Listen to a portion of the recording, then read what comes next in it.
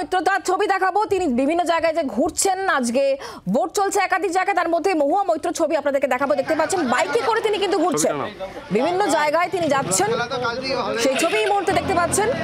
মহুয়া মৈত্র তিনি বাইকে বেরিয়ে পড়েছেন এবং সকাল সকাল বিভিন্ন জায়গায় তিনি কিন্তু এভাবেই ঘুরছেন।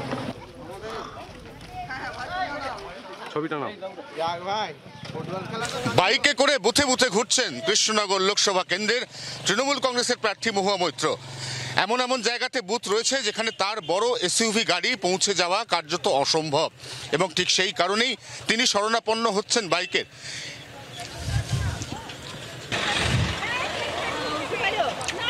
শুধু বুথে বুথে ঘোরা নয়, এই মুহূর্তে আমরা মহুয়া মৈত্রকে দেখতে পাচ্ছি, তিনি এখানকার মহিলাদের সাথে কথা বলছেন। আমরা দাঁড়িয়ে রয়েছি কালীগঞ্জ বিধানসভার শেওড়াতলা গ্রামে। ওয়েভ করছেন প্রার্থী, ভালো মুডে রয়েছেন তিনি, কারণ সকাল থেকে এখনো পর্যন্ত তিনি যে সমস্ত জায়গায় ঘুরেছেন সেখানে নির্বাচন পর্বকে কেন্দ্র করে তিনি অন্তত কোনো অভিযোগ পাচ্ছেন না।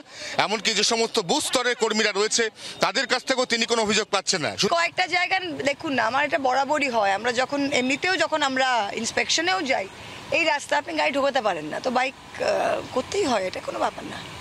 আমার বাইকে চড়তে খুব, আমি নিজে চালাতে পারি না, কিন্তু আমার বাইকে চড়তে খুব ভালো লাগে।